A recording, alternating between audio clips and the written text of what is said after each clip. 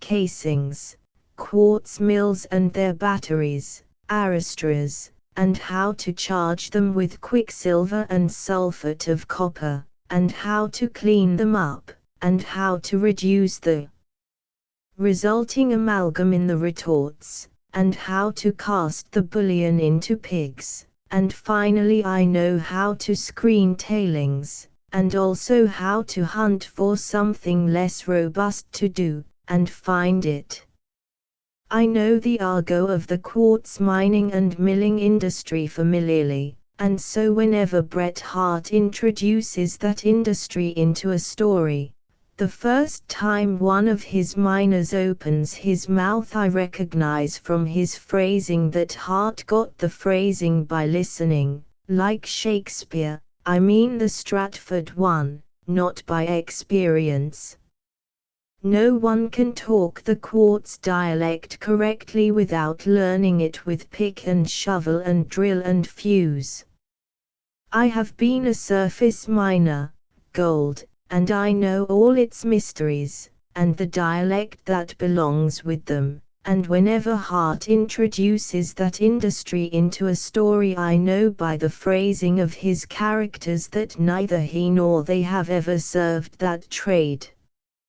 I have been a pocket miner, a sort of gold mining not findable in any but one little spot in the world, so far as I know. I know how, with horn and water, to find the trail of a pocket and trace it step by step and stage by stage up the mountain to its source, and find the compact little nest of yellow metal reposing in its secret home under the ground. I know the language of that trade, that capricious trade, that fascinating buried treasure trade, and can catch any writer who tries to use it without having learned it by the sweat of his brow and the labor of his hands. I know several other trades and the argot that goes with them, and whenever a person tries to talk the talk peculiar to any of them without having learned it at its source I can trap him always before he gets far on his road. And so, as I have already remarked, if I were required to superintend a Bacon-Shakespeare controversy, I would narrow the matter down to a single question, the only one, so far as the previous controversies have informed me, concerning which illustrious experts of unimpeachable competency have testified, was the author of Shakespeare's works a lawyer deeply read and of limitless experience? I would put aside the guesses and surmises, and perhaps, and might-have-beens, and could-have-beens, and must-have-beens, and we are justified in presumings and the rest of those vague spectres and shadows and indefinitenesses, and stand or fall, win or lose, by the verdict rendered by the jury upon that single question. If the verdict was yes, I should feel quite convinced that the Stratford Shakespeare, the actor, manager, and trader who died so obscure, so forgotten, so destitute of even village consequence, that 60 years afterward no fellow citizen and friend of his later days remembered to tell anything about him, did not write the works. Chapter 13 of the Shakespeare Problem Restated bears the heading Shakespeare as a Lawyer and comprises some 50 pages of expert testimony, with comments thereon, and I will copy the first 9, as being sufficient all by themselves, as it seems to me, to settle the question which I have conceived to be the master key to the Shakespeare-Bacon puzzle. H. Shakespeare as a Lawyer, 5, from Chapter 13 of the Shakespeare Problem Restated. By George G. Greenwood, M.P. John Lane Company, Publishers. The plays and poems of Shakespeare supply ample evidence that their author not only had a very extensive and accurate knowledge of law, but that he was well acquainted with the manners and customs of members of the Inns of Court and with legal life generally. While novelists and dramatists are constantly making mistakes as to the laws of marriage, of wills, and inheritance, to Shakespeare's law, lavishly as he expounds it, there can neither be demurrer, nor bill of exceptions, nor writ of error. Such was the testimony borne by one of the most distinguished lawyers of the 19th century, who was raised to the high office of Lord Chief Justice in 1850, and subsequently became Lord Chancellor. Its weight will, doubtless, be more appreciated by lawyers than by laymen, for only lawyers know how impossible it is for those who have not served an apprenticeship to the law to avoid displaying their ignorance if they venture to employ legal terms and to discuss legal doctrines. "There is nothing so dangerous," wrote Lord Campbell, "as for one not of the craft to tamper with our Freemasonry. A layman is certain to betray himself by using some expression which a lawyer would never employ." Mr. Sidney Lee himself supplies us with an example of this. He writes, p. 164, on the 15th of February, 1609, Shakespeare obtained judgment from a jury against Denbroke for the payment of number 6. and number 1, 5s0d costs. Now a lawyer would never have spoken of obtaining judgment from a jury, for it is the function of a jury not to deliver judgment, which is the prerogative of the court, but to find a verdict on the facts. The error is, indeed, a venial one, but it is just one of those little things which at once enable a lawyer to know if the writer is a layman or one of the craft. But when a layman ventures to plunge deeply into legal subjects, he is naturally apt to make an exhibition of his incompetence. Let a non-professional man, however acute, writes Lord Campbell again, presume to talk law, or to draw illustrations from legal science in discussing other subjects, and he will speedily fall into laughable absurdity. And what does the same high authority say about Shakespeare? He had a deep technical knowledge of the law and an easy familiarity with some of the most abstruse proceedings in English jurisprudence. And again, whenever he indulges this propensity, he uniformly lays down good law. Of Henry IV, Part 2, he says, "If Lord Eldon could be supposed to have written the play, I do not see how he could be chargeable with having forgotten any of his law while writing it." Charles and Mary Cowden Clarke speak of the marvelous intimacy which he displays with legal terms, his frequent adoption of them in illustration, and his curiously technical knowledge of their form and force. Malone, himself a lawyer, wrote, "His knowledge of legal terms is not merely such as might be acquired by the casual observation of even his all-comprehending mind, it has the appearance of technical skill."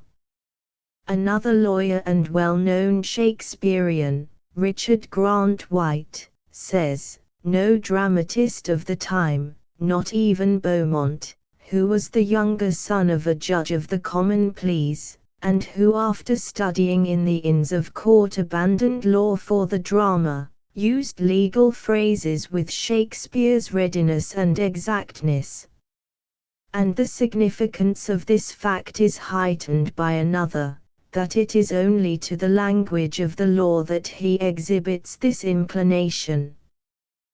The phrases peculiar to other occupations serve him on rare occasions by way of description, comparison, or illustration, generally when something in the scene suggests them, but legal phrases flow from his pen as part of his vocabulary and parcel of his thought.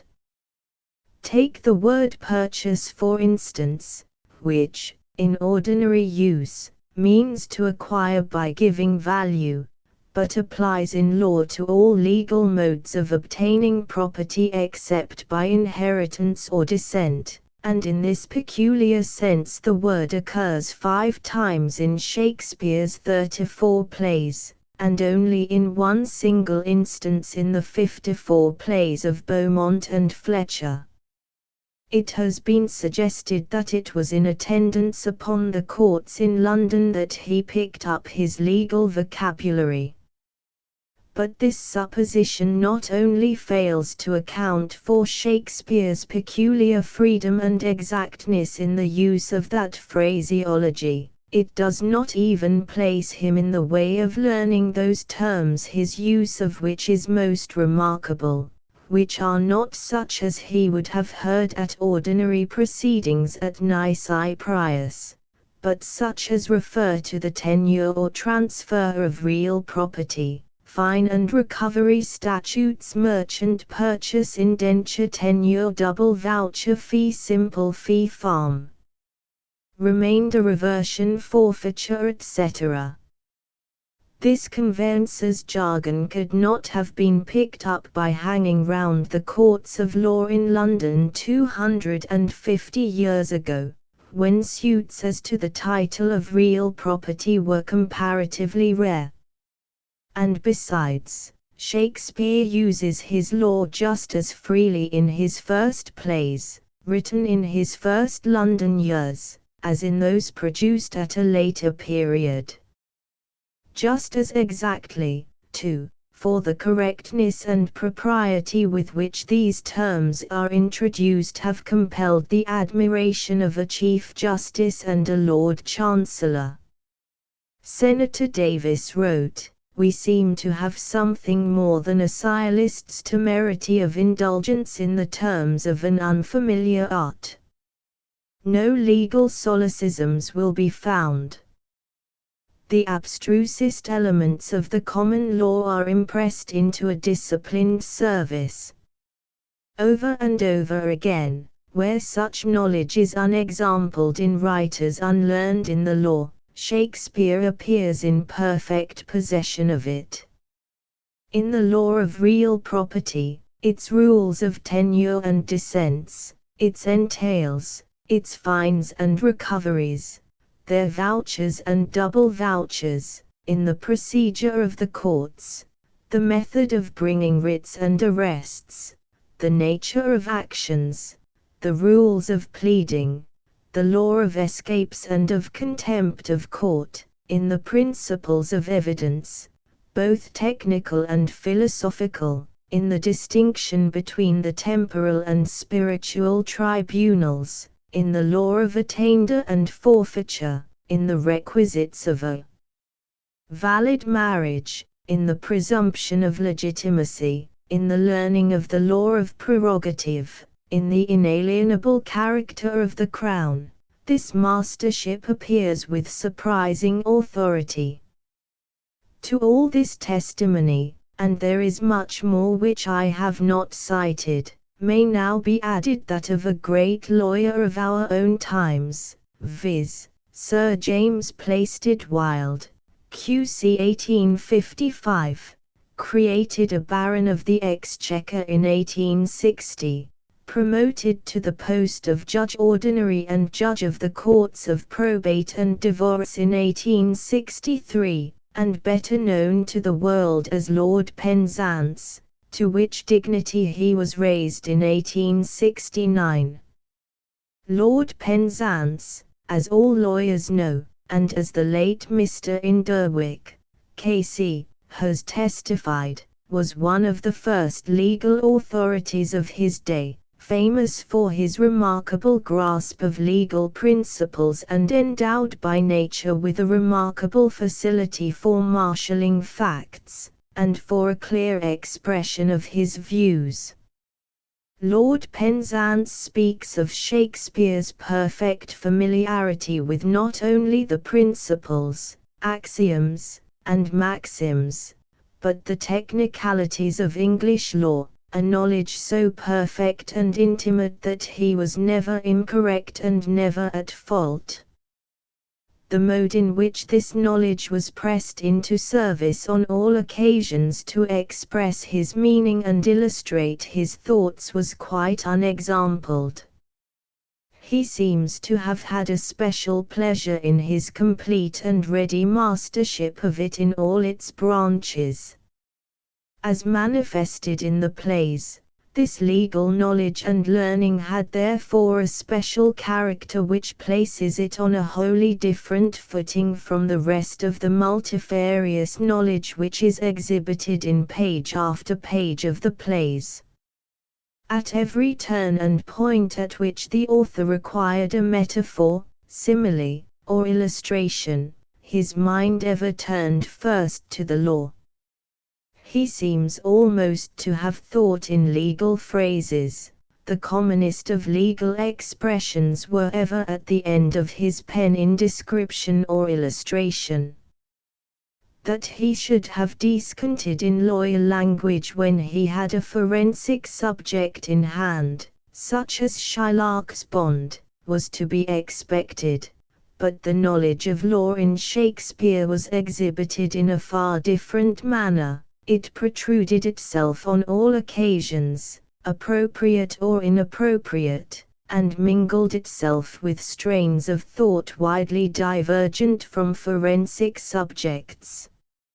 Again, to acquire a perfect familiarity with legal principles, and an accurate and ready use of the technical terms and phrases not only of the conveyancer's office, but of the pleaders' chambers and the courts at Westminster, nothing short of employment in some career involving constant contact with legal questions and general legal work would be requisite. But a continuous employment involves the element of time, and time was just what the manager of 2 theatres had not at his disposal.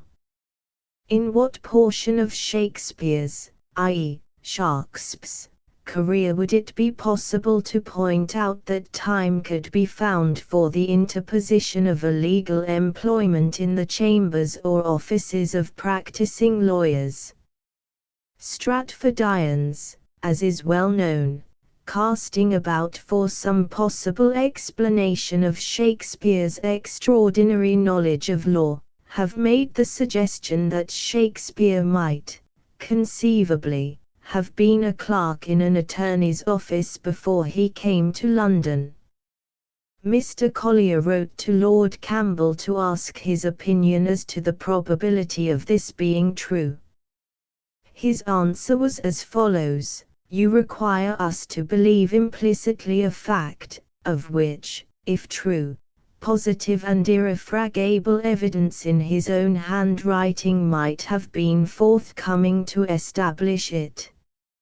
Not having been actually enrolled as an attorney, neither the records of the local court at Stratford nor of the superior courts at Westminster would present his name as being concerned in any suit as an attorney, but it might reasonably have been expected that there would be deeds or wills witnessed by him still extant, and after a very diligent search none such can be discovered.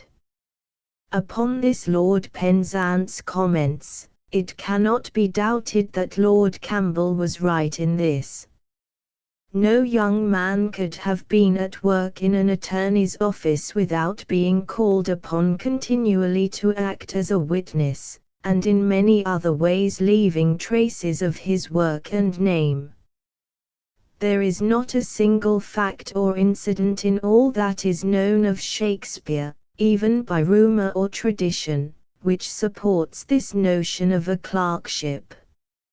and after much argument and surmise which has been indulged in on this subject, we may, I think, safely put the notion on one side, for no less an authority than Mr. Grant White says finally that the idea of his having been clerk to an attorney has been blown to pieces. It is altogether characteristic of Mr. Churton Collins that he, nevertheless, adopts this exploded myth. That Shakespeare was in early life employed as a clerk in an attorney's office may be correct. At Stratford there was by royal charter a court of record sitting every fortnight, with 6 attorneys, besides the town clerk, belonging to it, and it is certainly not straining probability to suppose that the young Shakespeare may have had employment in one of them. There is, it is true, no tradition to this effect, but such traditions as we have about Shakespeare's occupation between the time of leaving school and going to London are so loose and baseless that no confidence can be placed in them. It is, to say the least, more probable that he was in an attorney's office than that he was a butcher killing calves in a high style and making speeches over them. This is a charming specimen of Stratfordian argument. There is, as we have seen, a very old tradition that Shakespeare was a butcher's apprentice. John Dowdall, who made a tour in Warwickshire in 1693, testifies to it as coming from the old clerk who showed him over the church, and it is unhesitatingly accepted as true by Mr. Halliwell Phillips.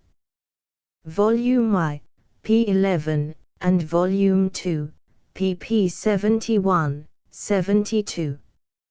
Mr. Sidney Lee sees nothing improbable in it, and it is supported by Aubrey, who must have written his account some time before 1680, when his manuscript was completed. Of the attorney's clerk hypothesis, on the other hand, there is not the faintest vestige of a tradition. It has been evolved out of the fertile imaginations of embarrassed Stratfordians, seeking for some explanation of the Stratford rustic's marvelous acquaintance with law and legal terms and legal life.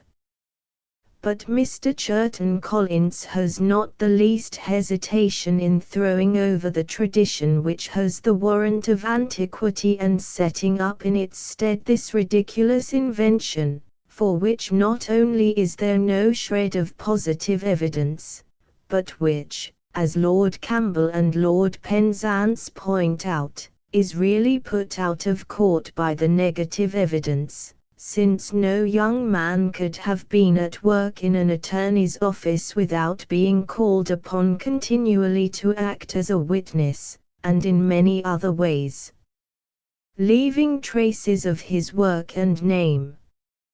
And as Mr. Edwards further points out, since the day when Lord Campbell's book was published, between 40 and 50 years ago, every old deed or will, to say nothing of other legal papers, dated during the period of William Shakespeare's youth, has been scrutinized over half a dozen shires, and not one signature of the young man has been found. Moreover, if Shakespeare had served as clerk in an attorney's office, it is clear that he must have so served for a considerable period in order to have gained, if, indeed, it is credible that he could have so gained, his remarkable knowledge of the law. Can we then for a moment believe that, if this had been so, tradition would have been absolutely silent on the matter? That Dowdall's old clerk, over 80 years of age, should have never heard of it, though he was sure enough about the butcher's apprentice, and that all the other ancient witnesses should be in similar ignorance. but such are the methods of Stratfordian controversy. Tradition is to be scouted when it is found inconvenient, but cited as irrefragable truth when it suits the case.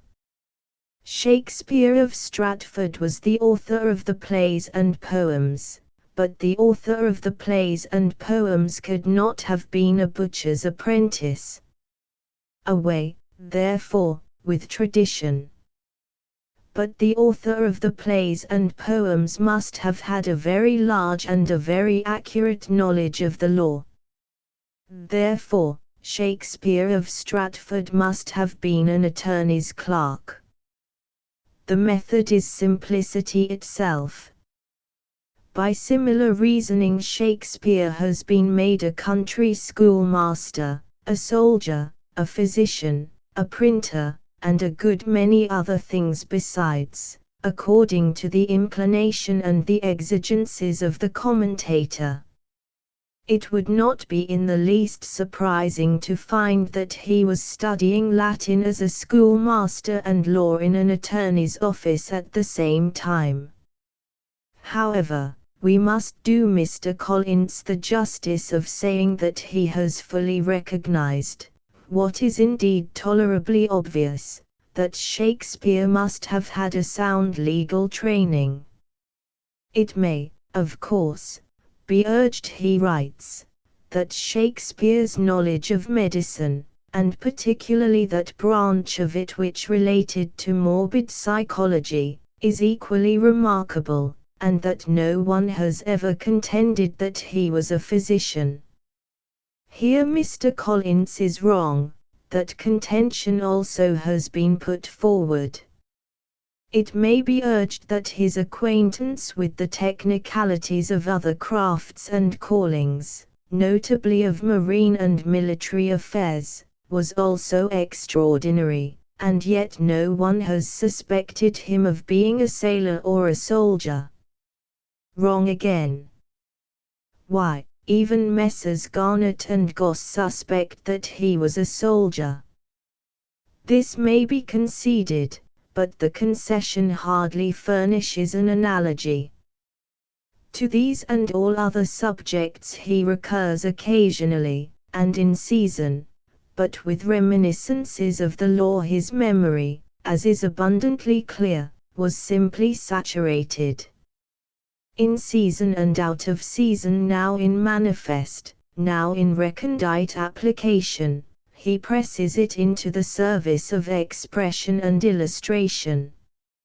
At least a third of his myriad metaphors are derived from it. It would indeed be difficult to find a single act in any of his dramas, nay, in some of them, a single scene, the diction and imagery of which are not colored by it. Much of his lore may have been acquired from 3 books easily accessible to him, namely, Tottel's Precedents, 1572, Pulton's Statutes, 1578, and France's Lawyer's Logic, 1588, works with which he certainly seems to have been familiar, but much of it could only have come from one who had an intimate acquaintance with legal proceedings. We quite agree with Mr. Castle that Shakespeare's legal knowledge is not what could have been picked up in an attorney's office, but could only have been learned by an actual attendance at the courts, at a pleader's chambers, and on circuit, or by associating intimately with members of the bench and bar. This is excellent. But what is Mr. Collins's explanation? Perhaps the simplest solution of the problem is to accept the hypothesis that in early life he was in an attorney's office, that he there contracted a love for the law which never left him, that as a young man in London he continued to study or dabble in it for his amusement, to stroll in leisure hours into the courts, and to frequent the society of lawyers. On no other supposition is it possible to explain the attraction which the law evidently had for him, and his minute and undeviating accuracy in a subject where no layman who has indulged in such copious and ostentatious display of legal technicalities has ever yet succeeded in keeping himself from tripping. A lame conclusion. No other supposition indeed. Yes, there is another, and a very obvious supposition, namely, that Shakespeare was himself a lawyer, well versed in his trade, versed in all the ways of the courts, and living in close intimacy with judges and members of the Inns of Court. One is, of course, thankful that Mr. Collins has appreciated the fact that Shakespeare must have had a sound legal training, but I may be forgiven if I do not attach quite so much importance to his pronouncements on this branch of the subject as to those of Malone, Lord Campbell, Judge Holmes, Mr. Castle, Casey, Lord Penzance, Mr. Grant White, and other lawyers, who have expressed their opinion on the matter of Shakespeare's legal acquirements. Here it may, perhaps, be worthwhile to quote again from Lord Penzance's book as to the suggestion that Shakespeare had somehow or other managed to acquire a perfect familiarity with legal principles, and an accurate and ready use of the technical terms and phrases, not only of the conveyancer's office, but of the pleader's chambers and the courts at Westminster. This, as Lord Penzance points out, would require nothing short of employment in some career involving constant contact with legal questions and general legal work. But in what portion of Shakespeare's career would it be possible to point out that time could be found for the interposition of a legal employment in the chambers or offices of practicing lawyers? It is beyond doubt that at an early period he was called upon to abandon his attendance at school and assist his father, and was soon after, at the age of 16, bound apprentice to a trade. While under the obligation of this bond he could not have pursued any other employment. Then he leaves Stratford and comes to London. He has to provide himself with the means of a livelihood, and this he did in some capacity at the theatre. No one doubts that. The holding of horses is scouted by many, and perhaps with justice, as being unlikely and certainly unproved, but whatever the nature of his employment was at the theatre, there is hardly room for the belief that it could have been other than continuous, for his progress there was so rapid. Ere long he had been taken into the company as an actor, and was soon spoken of as a Johannes factotum. His rapid accumulation of wealth speaks volumes for the constancy and activity of his services. One fails to see when there could be a break in the current of his life at this period of it, giving room or opportunity for legal or indeed any other employment. In 1589, says Knight, we have undeniable evidence that he had not only a casual engagement, was not only a salaried servant, as many players were, but was a shareholder in the company of the Queen's players with other shareholders below him on the list. This, 1589, would be within 2 years after his arrival in London, which is placed by White and Halliwell Phillips about the year 1587. The difficulty in supposing that, starting with a state of ignorance in 1587, when he is supposed to have come to London, he was induced to enter upon a course of most extended study and mental culture, is almost insuperable. Still it was physically possible, provided always that he could have had access to the needful books. But this legal training seems to me to stand on a different footing. It is not only unaccountable and incredible, but it is actually negatived by the known facts of his career. Lord Penzance then refers to the fact that by 1592, according to the best authority, Mr. Grant White, several of the plays had been written.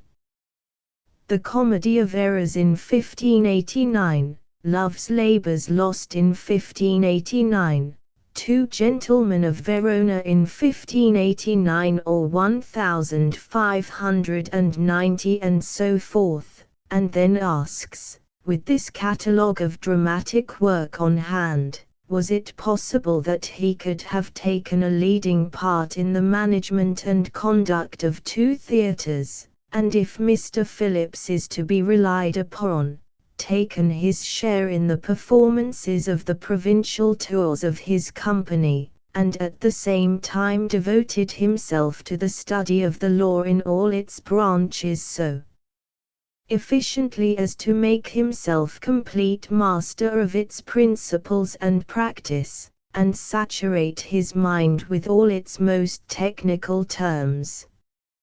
I have cited this passage from Lord Penzance's book, because it lay before me, and I had already quoted from it on the matter of Shakespeare's legal knowledge, but other writers have still better set forth the insuperable difficulties, as they seem to me, which beset the idea that Shakespeare might have found time in some unknown period of early life, amid multifarious other occupations, for the study of classics, literature, and law, to say nothing of languages and a few other matters. Lord Penzance further asks his readers, did you ever meet with or hear of an instance in which a young man in this country gave himself up to legal studies and engaged in legal employments, which is the only way of becoming familiar with the technicalities of practice, unless with the view of practicing in that profession? I do not believe that it would be easy, or indeed possible, to produce an instance in which the law has been seriously studied in all its branches, except as a qualification for practice in the legal profession. This testimony is so strong, so direct, so authoritative, and so uncheapened, unwatered by guesses, and surmises, and maybe-sos, and might-have-beens, and could-have-beens, and must-have-beens, and the rest of that ton of plaster of Paris out of which the biographers have built the colossal brontosaur which goes by the Stratford actor's name, that it quite convinces me that the man who wrote Shakespeare's works knew all about law and lawyers.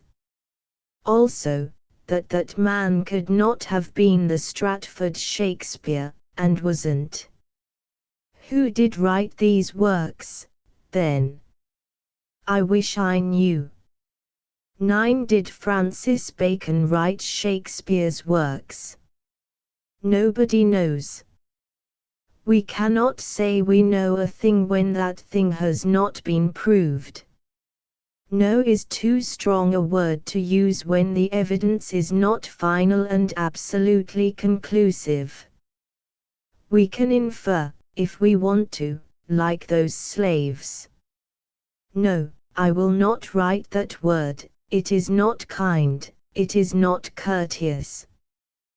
The upholders of the Stratford Shakespeare superstition call us the hardest names they can think of, and they keep doing it all the time. Very well, if they like to descend to that level, let them do it, but I will not so undignify myself as to follow them. I cannot call them harsh names. The most I can do is to indicate them by terms reflecting my disapproval, and this without malice, without venom. To resume. What I was about to say was, those thugs have built their entire superstition upon inferences, not upon known and established facts.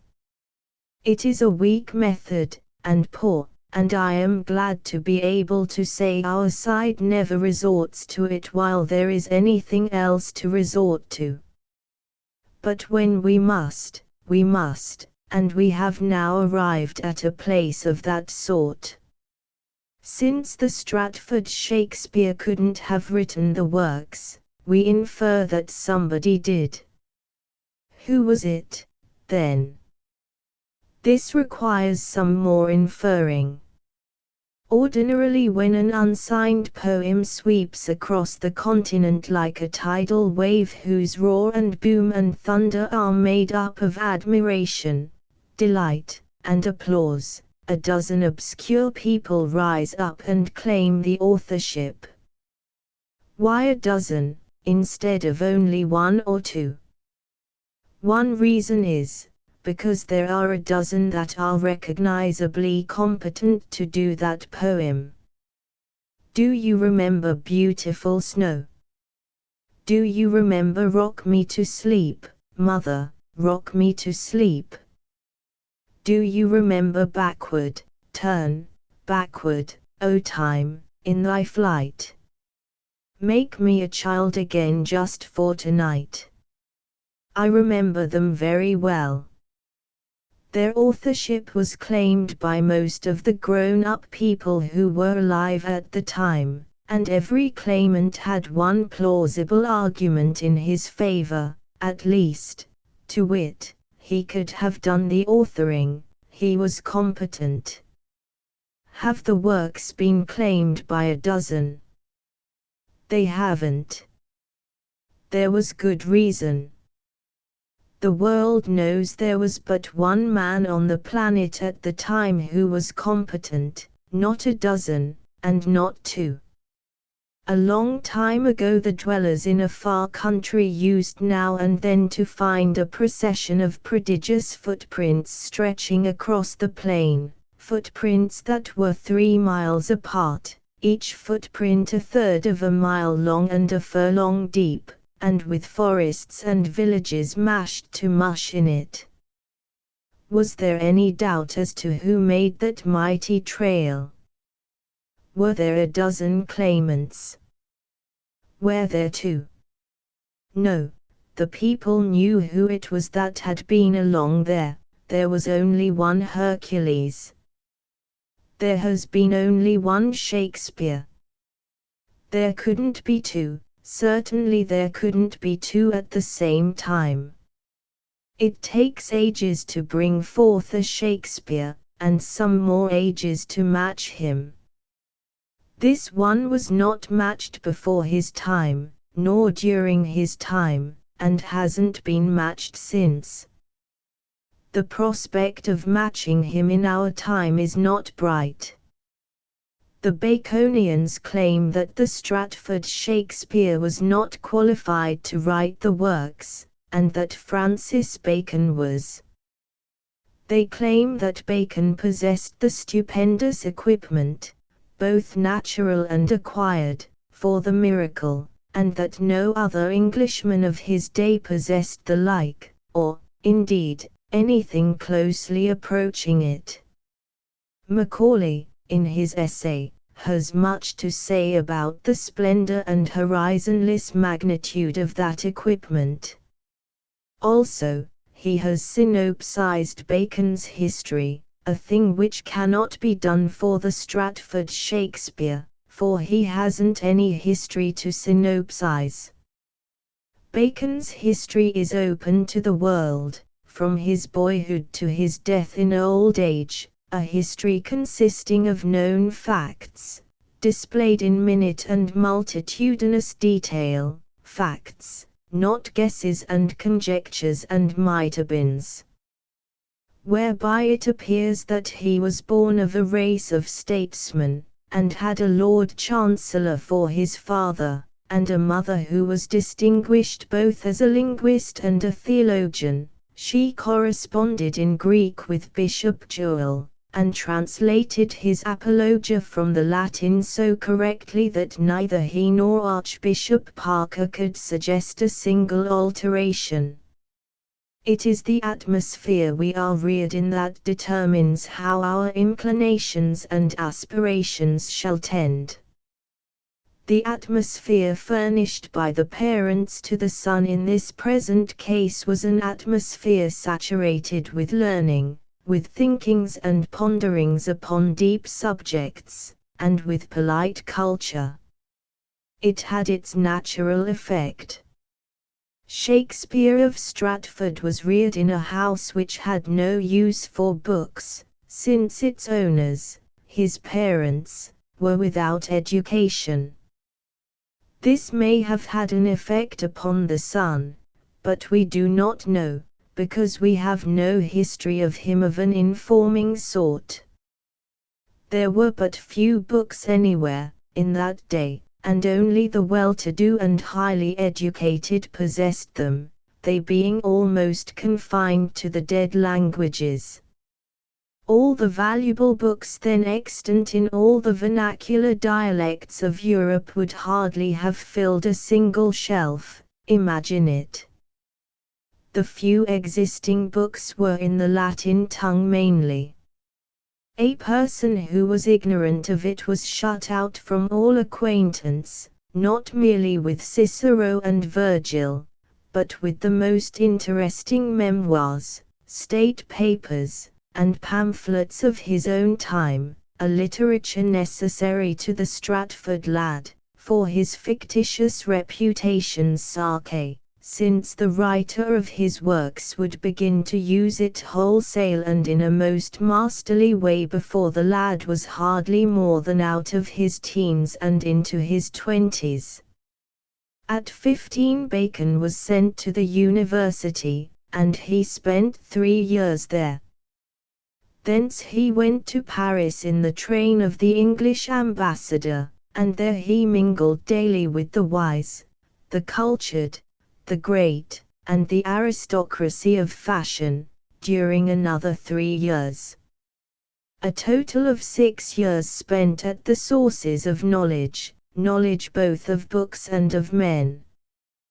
The 3 spent at the university were coeval with the second and last 3 spent by the little Stratford lad at Stratford School supposedly, and perhapsly, and maybe, and by inference, with nothing to infer from. The second 3 of the Baconian 6 were presumably spent by the Stratford lad as apprentice to a butcher. That is, the thugs presume it, on no evidence of any kind. Which is their way, when they want a historical fact. Fact and presumption are, for business purposes, all the same to them. They know the difference, but they also know how to blink it. They know, too, that while in history building a fact is better than a presumption, it doesn't take a presumption long to bloom into a fact when they have the handling of it.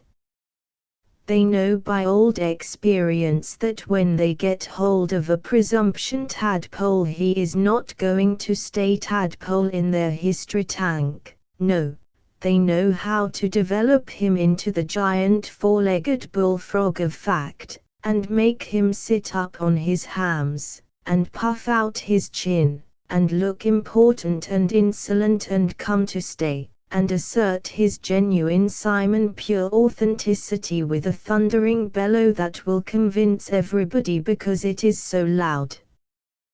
The thug is aware that loudness convinces 60 persons where reasoning convinces but one.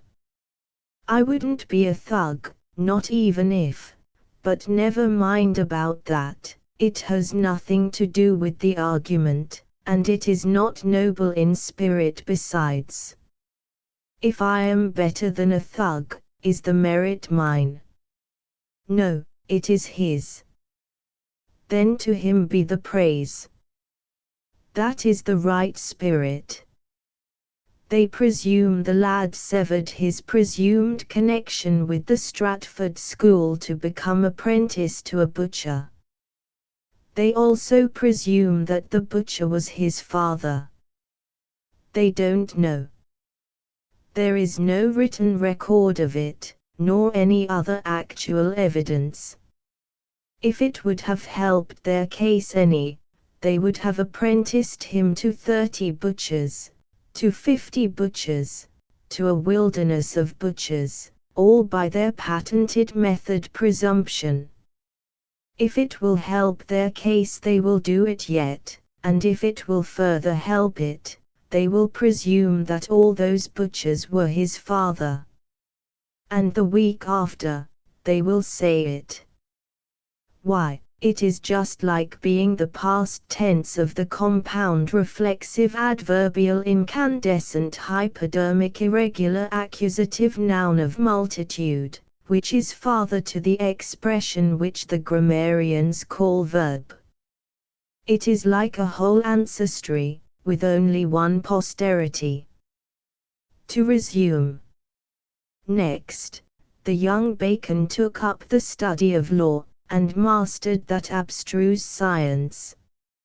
From that day to the end of his life he was daily in close contact with lawyers and judges, not as a casual onlooker in intervals between holding horses in front of a theatre, but as a practicing lawyer, a great and successful one, a renowned one, a Launcelot of the bar, the most formidable lance in the high brotherhood of the legal table round. He lived in the law's atmosphere thenceforth, all his years, and by sheer ability forced his way up its difficult steeps to its supremest summit, the Lord Chancellorship, leaving behind him no fellow craftsman qualified to challenge his divine right to that majestic place.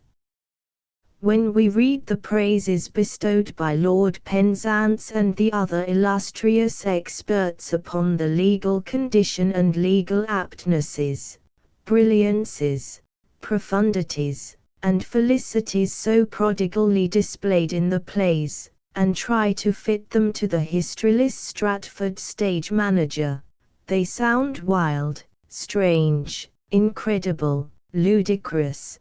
But when we put them in the mouth of Bacon they do not sound strange, they seem in their natural and rightful place, they seem at home there. Please turn back and read them again. Attributed to Shakespeare of Stratford they are meaningless, they are inebriate extravagances, intemperate admirations of the dark side of the moon, so to speak. Attributed to Bacon, they are admirations of the golden glories of the moon's front side, the moon at the full, and not intemperate, not overwrought, but sane and right, and justified. At every turn and point at which the author required a metaphor, simile, or illustration, his mind ever turned first to the law. He seems almost to have thought in legal phrases, the commonest legal phrases, the commonest of legal expressions, were ever at the end of his pen. That could happen to no one but a person whose trade was the law, it could not happen to a dabbler in it.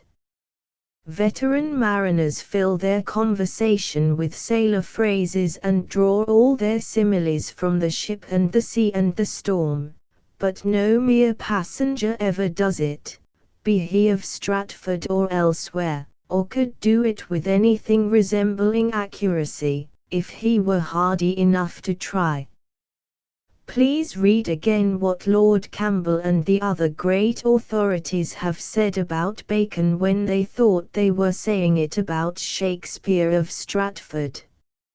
The rest of the equipment the author of the plays was equipped, beyond every other man of his time, with wisdom, erudition, imagination, capaciousness of mind, grace, and majesty of expression. Every one has said it, no one doubts it. Also, he had humor in rich abundance, and always wanting to break out. We have no evidence of any kind that Shakespeare of Stratford possessed any of these gifts or any of these acquirements. The only lines he ever wrote, so far as we know, are substantially barren of them, barren of all of them. Good friend Forsus Sake forbear to dig the dust enclosed here. Blessed be ye man white he spares the stones, and cursed be he white he moves my bones. Ben Jonson says of Bacon, as orator, his language, where he could spare and pass by a jest, was nobly censorious. No man ever spoke more neatly, more pressly, more weightily, or suffered less emptiness, less idleness, in what he uttered. No member of his speech but consisted of its own graces. The fear of every man that heard him was lest he should make an end. From Macaulay, he continued to distinguish himself in Parliament, particularly by his exertions in favour of one excellent measure on which the King's heart was set, the union of England and Scotland. It was not difficult for such an intellect to discover many irresistible arguments in favour of such a scheme. He conducted the great case of the post nati in the Exchequer Chamber, and the decision of the judges, a decision the legality of which may be questioned, but the beneficial effect of which must be acknowledged, was in a great measure attributed to his dexterous management. Again, while actively engaged in the House of Commons and in the courts of law, he still found leisure for letters and philosophy. The noble treatise on the advancement of learning, which at a later period was expanded into the De Augmentis, appeared in 1605. The Wisdom of the Ancients, a work which, if it had proceeded from any other writer, would have been considered as a masterpiece of wit and learning, was printed in 1609. In the meantime the Novum Organum was slowly proceeding. Several distinguished men of learning had been permitted to see portions of that extraordinary book, and they spoke with the greatest admiration of his genius. Even Sir Thomas Bodley, after perusing the Cogitator et Visa, one of the most precious of those scattered leaves out of which the great oracular volume was afterward made up, acknowledged that in all proposals and plots in that book, Bacon showed himself a master workman, and that it could not be gainsaid but all the treatise over did abound with choice conceits of the present state of learning, and with worthy contemplations of the means to procure it. In 1612 a new edition of the Essays appeared, with additions surpassing the original collection both in bulk and quality. Nor did these pursuits distract Bacon's attention from a work the most arduous, the most glorious, and the most useful that even his mighty powers could have achieved, the reducing and recompiling, to use his own phrase, of the laws of England. To serve the exacting and laborious offices of Attorney General and Solicitor General would have satisfied the appetite of any other man for hard work, but Bacon had to add the vast literary industries just described, to satisfy his. He was a born worker.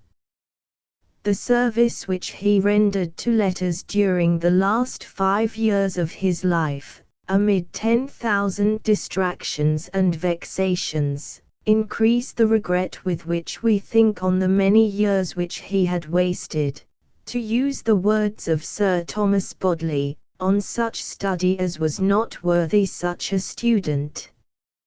He commenced a digest of the laws of England, a history of England under the princes of the House of Tudor, a body of national history, a philosophical romance.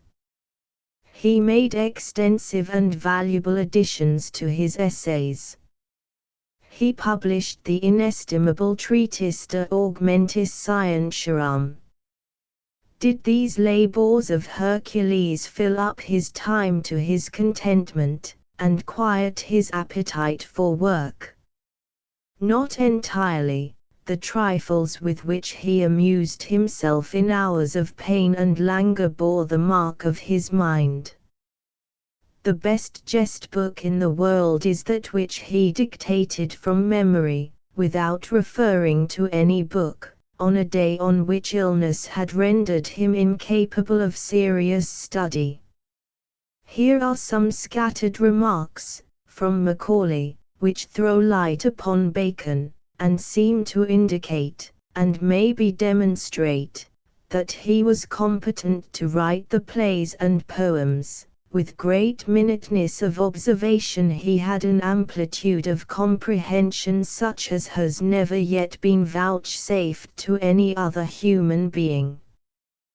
The essays contain abundant proofs that no nice feature of character, no peculiarity in the ordering of a house, a garden, or a court masque, could escape the notice of one whose mind was capable of taking in the whole world of knowledge. His understanding resembled the tent which the fairy Paribana gave to Prince Ahmed. Fold it, and it seemed a toy for the hand of a lady; spread it, and the armies of the powerful sultans might repose beneath its shade. The knowledge in which Bacon excelled all men was a knowledge of the mutual relations of all departments of knowledge. In a letter written when he was only 31, to his uncle, Lord Burleigh, he said, "I have taken all knowledge to be my province." Though Bacon did not arm his philosophy with the weapons of logic, he adorned her profusely with all the richest decorations of rhetoric.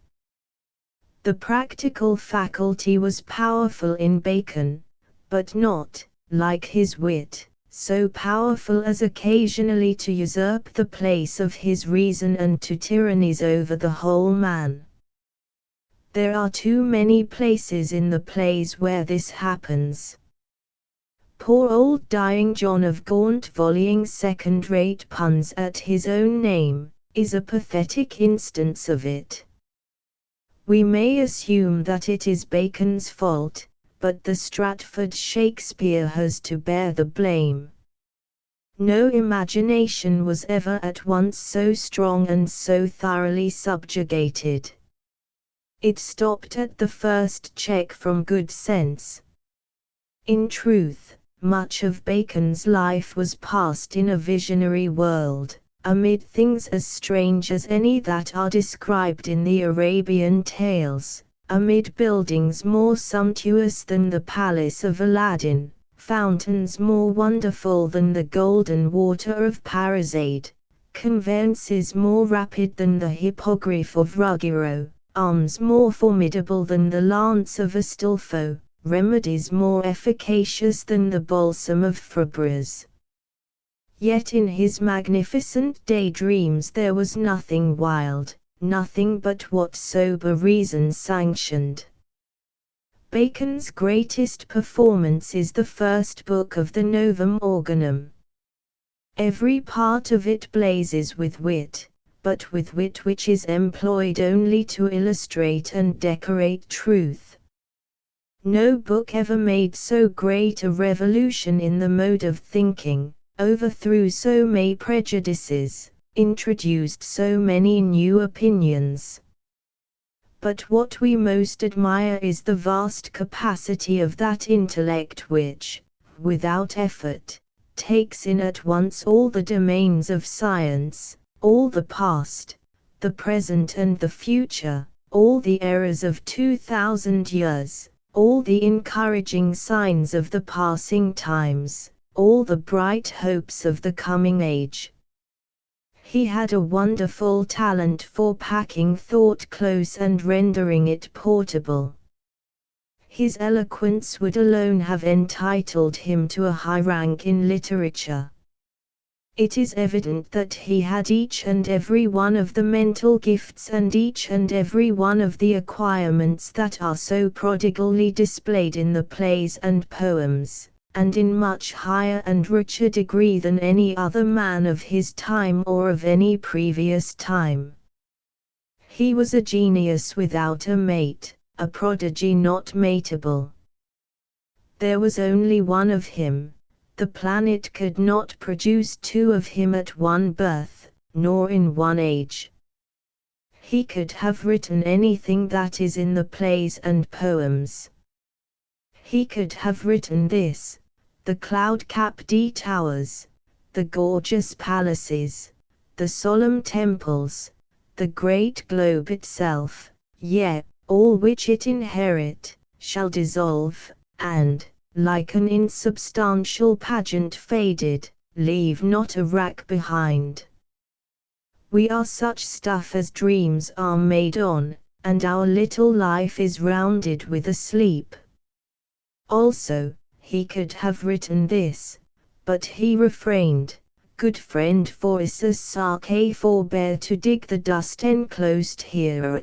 Blessed be ye man white he spares the stones and cursed be he white he moves my bones. When a person reads the noble verses about the cloud-capped towers, he ought not to follow it immediately with good friend Phoesus Sake forbear, because he will find the transition from great poetry to poor prose too violent for comfort. It will give him a shock. You never notice how commonplace and unpoetic gravel is until you bite into a layer of it in a pie.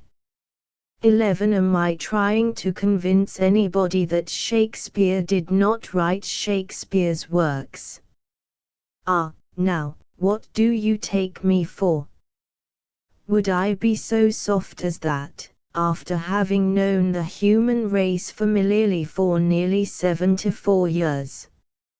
It would grieve me to know that anyone could think so injuriously of me, so uncomplimentarily, so unadmiringly of me. No, no, I am aware that when even the brightest mind in our world has been trained up from childhood in a superstition of any kind, it will never be possible for that mind, in its maturity, to examine sincerely, dispassionately, and conscientiously any evidence or any circumstance which shall seem to cast a doubt upon the validity of that superstition. I doubt if I could do it myself. We always get at second hand our notions about systems of government, and high tariff and low tariff, and prohibition and anti-prohibition, and the holiness of peace and the glories of war, and codes of honor and codes of morals, and approval of the duel and disapproval of it, and our beliefs concerning the nature of cats, and our ideas as to whether the murder of helpless wild animals is base or is heroic, and our preferences in the matter of religious and political parties, and our acceptance or rejection of the Shakespeares and the author Ortons and the Mrs. Eddies.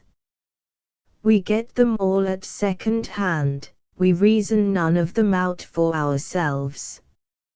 It is the way we are made.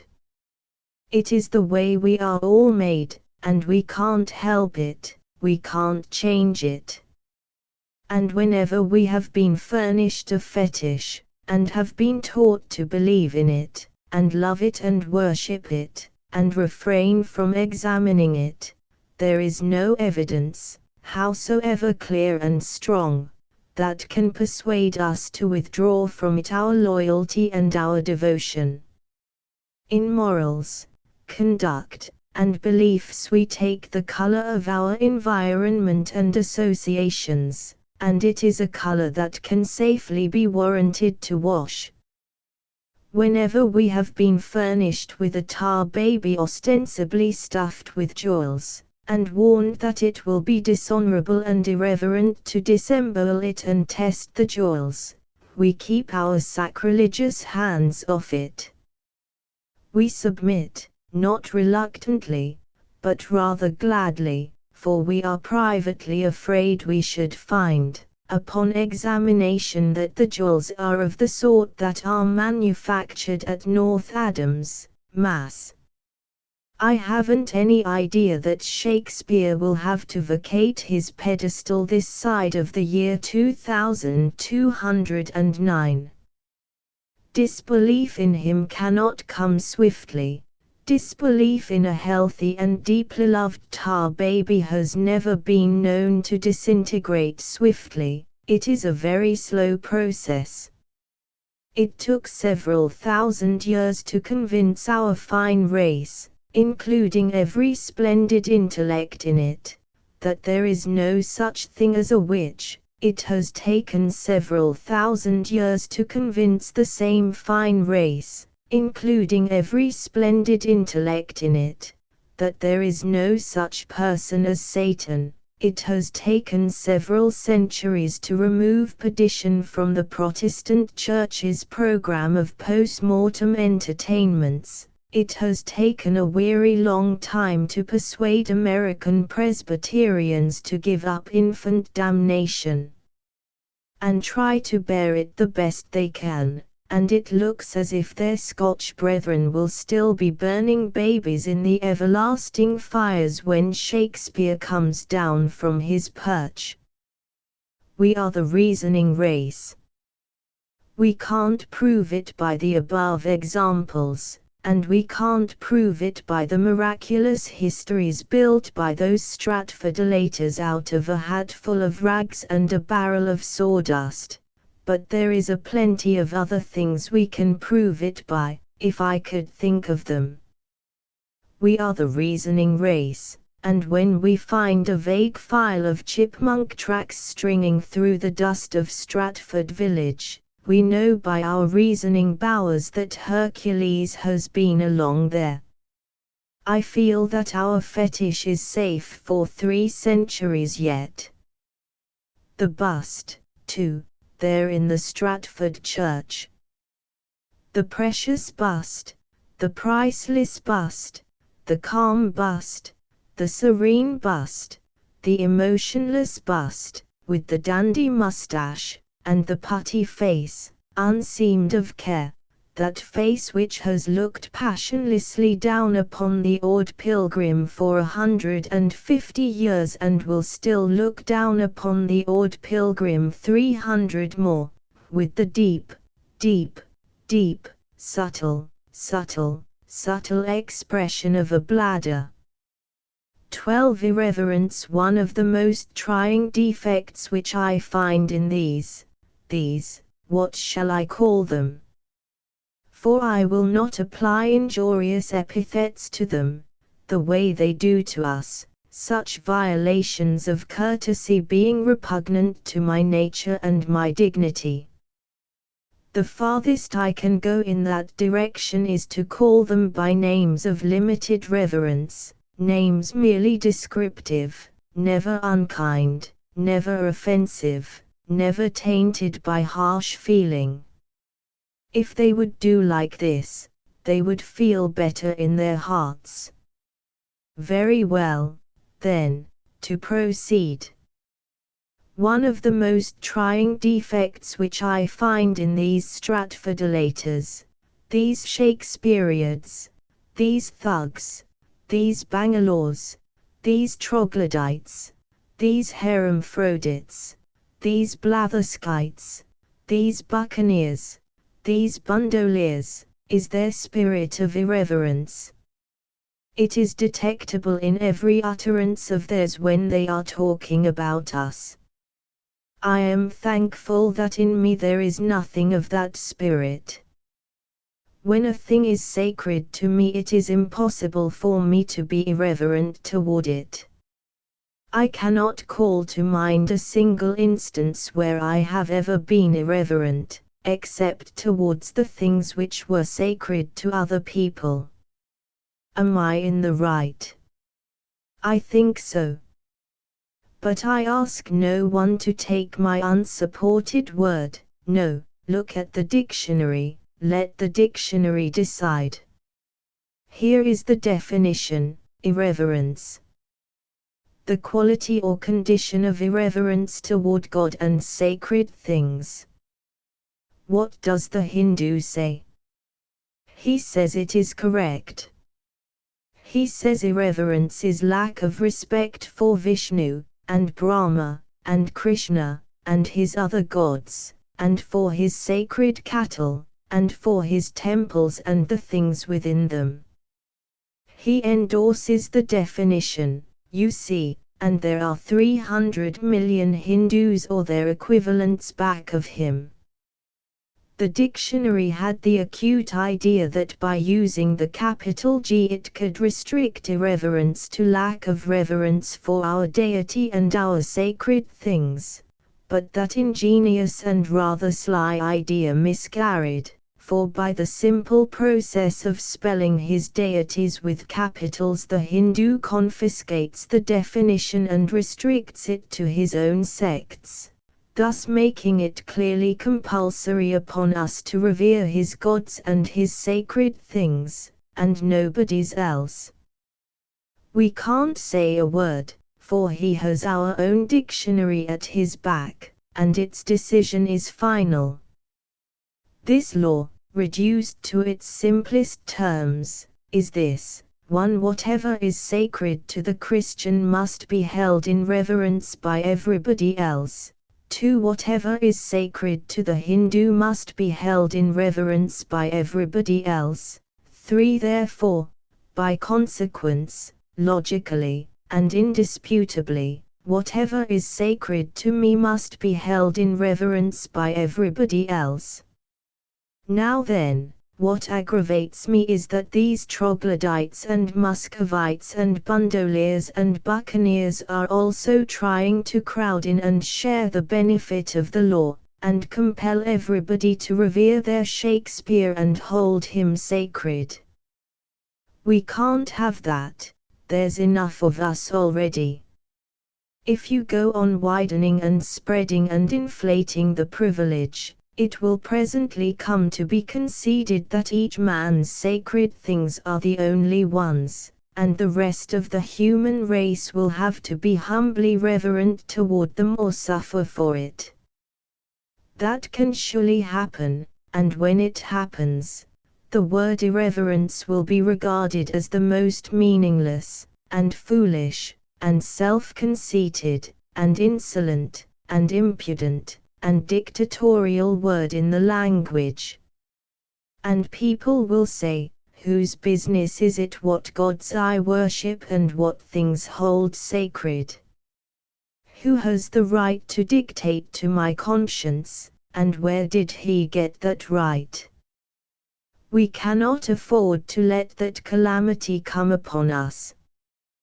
We must save the word from this destruction.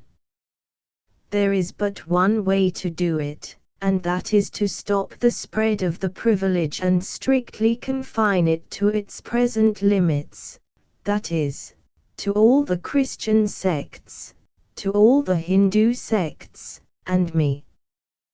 We do not need any more, the stock is watered enough, just as it is. It would be better if the privilege were limited to me alone. I think so because I am the only sect that knows how to employ it gently, kindly, charitably, dispassionately. The other sects lack the quality of self-restraint. The Catholic Church says the most irreverent things about matters which are sacred to the Protestants, and the Protestant Church retorts in kind about the confessional and other matters which Catholics hold sacred, then both of these irreverences turn upon Thomas Paine and charge him with irreverence.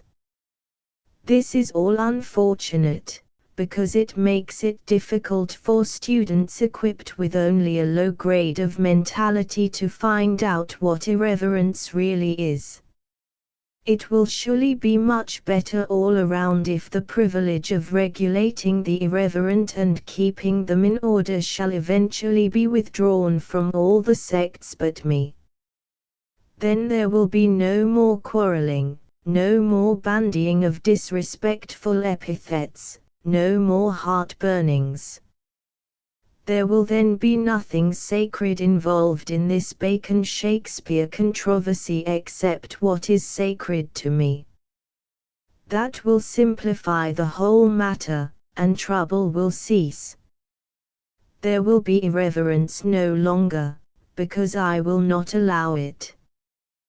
The first time those criminals charge me with irreverence for calling their Stratford myth an Arthur Orton Mary Baker Thompson Eddie Louis XVII veiled prophet of Khorasan will be the last. Taught by the methods found effective in extinguishing earlier offenders by the Inquisition, of holy memory, I shall know how to quiet them.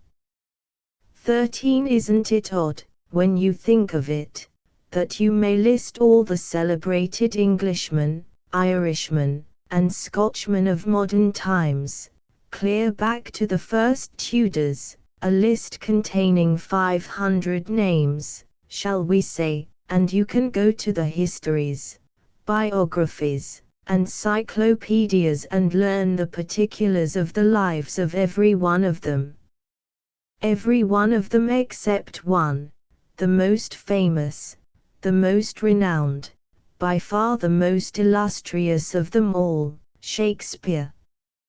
You can get the details of the lives of all the celebrated ecclesiastics in the list, all the celebrated tragedians, comedians, singers, dancers, orators, judges, lawyers, poets, dramatists, historians, biographers, editors, inventors, reformers, statesmen, generals, admirals, discoverers, prize fighters, murderers, pirates, conspirators, horse jockeys, bunco steerers, misers, swindlers, explorers, adventurers by land and sea, bankers, financiers, astronomers, naturalists, claimants, impostors, chemists, biologists,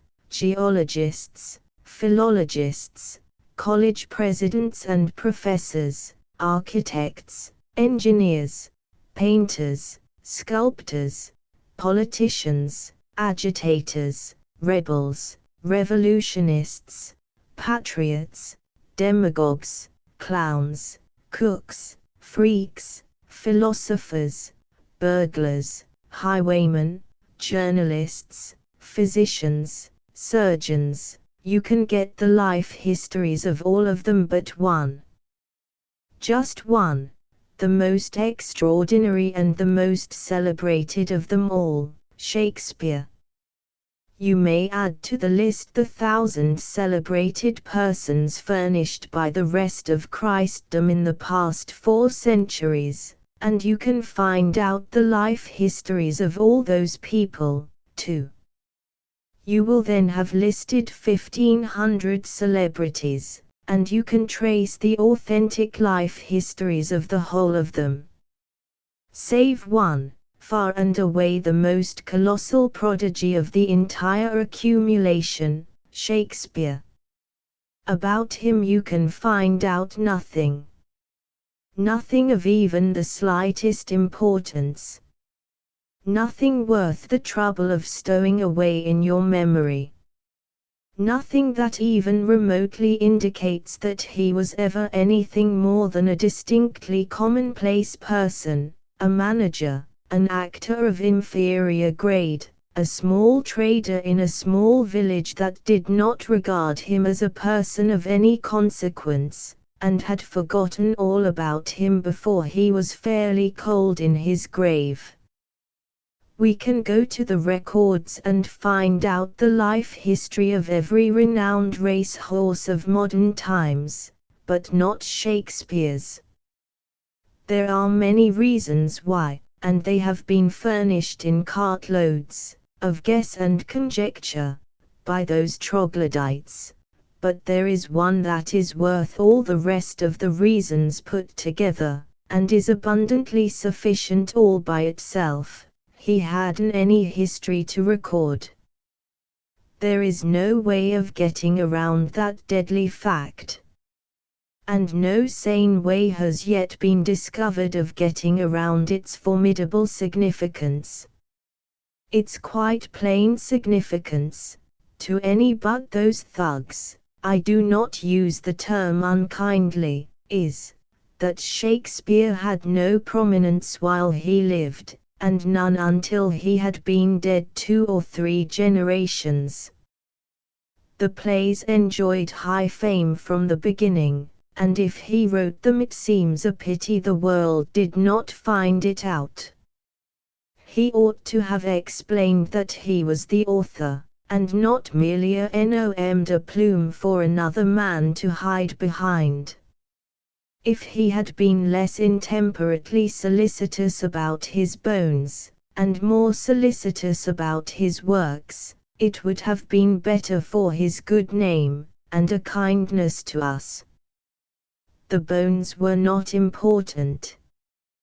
They will moulder away, they will turn to dust, but the works will endure until the last sun goes down. Mark Twain. P.S. the 25th of March. About 2 months ago I was illuminating this autobiography with some notions of mine concerning the Bacon-Shakespeare controversy, and I then took occasion to air the opinion that the Stratford Shakespeare was a person of no public consequence or celebrity during his lifetime, but was utterly obscure and unimportant.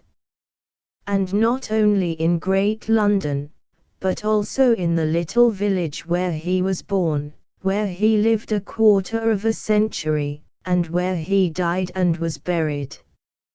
I argued that if he had been a person of any note at all, aged villagers would have had much to tell about him many and many a year after his death, instead of being unable to furnish inquirers a single fact connected with him.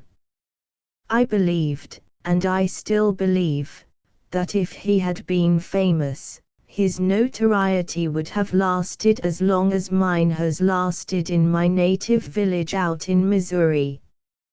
It is a good argument, a prodigiously strong one, and most formidable one for even the most gifted and ingenious and plausible Stratfordilator to get around or explain away. Today a Hannibal Courier Post of recent date has reached me, with an article in it which reinforces my contention that a really celebrated person cannot be forgotten in his village in the short space of 60 years. I will make an extract from it. Hannibal, as a city, may have many sins to answer for, but ingratitude is not one of them, or reverence for the great men she has produced, and as the years go by her greatest son, Mark Twain, or S.L. Clemens as a few of the unlettered call him, grows in the estimation and regard of the residents of the town he made famous and the town that made him famous. His name is associated with every old building that is torn down to make way for the modern structures demanded by a rapidly growing city, and with every hill or cave over or through which he might by any possibility have roamed, while the many points of interest which he wove into his stories, such as Holiday Hill, Jackson's Island, or Mark Twain Cave, are now monuments to his genius. Hannibal is glad of any opportunity to do him honor as he had honored her. So it has happened that the old-timers who went to school with Mark or were with him on some of his usual escapades have been honored with large audiences whenever they were in a reminiscent mood and condescended to tell of their intimacy with the ordinary boy who came to be a very extraordinary humorist and whose every boyish act is now seen to have been indicative of what was to come. Like Aunt Becky and Mrs. Clemens, they can now see that Mark was hardly appreciated when he lived here and that the things he did as a boy and was whipped for doing were not all bad, after all. So they have been in no hesitancy about drawing out the bad things he did as well as the good in their efforts to get a Mark Twain story, all incidents being viewed in the light of his present fame, until the volume of Twainiana is already considerable and growing in proportion as the old-timers drop away and the stories are retold second and third hand by their descendants. With some 73 years young and living in a villa instead of a house, he is a fair target, and let him incorporate, copyright, or patent himself as he will, there are some of his works that will go swooping up Hannibal chimneys as long as greybeards gather about the fires and begin with, "I've heard father tell," or possibly, "once when I." The Mrs. Clemens referred to is my mother, was my mother. And here is another extract from a Hannibal paper, of date 20 days ago. Miss Becca Blankenship died at the home of William Dycasson, 408 Rock Street at 2:30 o'clock yesterday afternoon, aged 72 years. The deceased was a sister of Huckleberry Finn, one of the famous characters in Mark Twain's Tom Sawyer. She had been a member of the Dycasson family, the housekeeper, for nearly 45 years, and was a highly respected lady. For the past 8 years she had been an invalid, but was as well cared for by Mr. Dycasson and his family as if she had been a near relative. She was a member of the Park Methodist Church and a Christian woman. I remember her well. I have a picture of her in my mind which was graven there, clear and sharp and vivid, 3 years ago.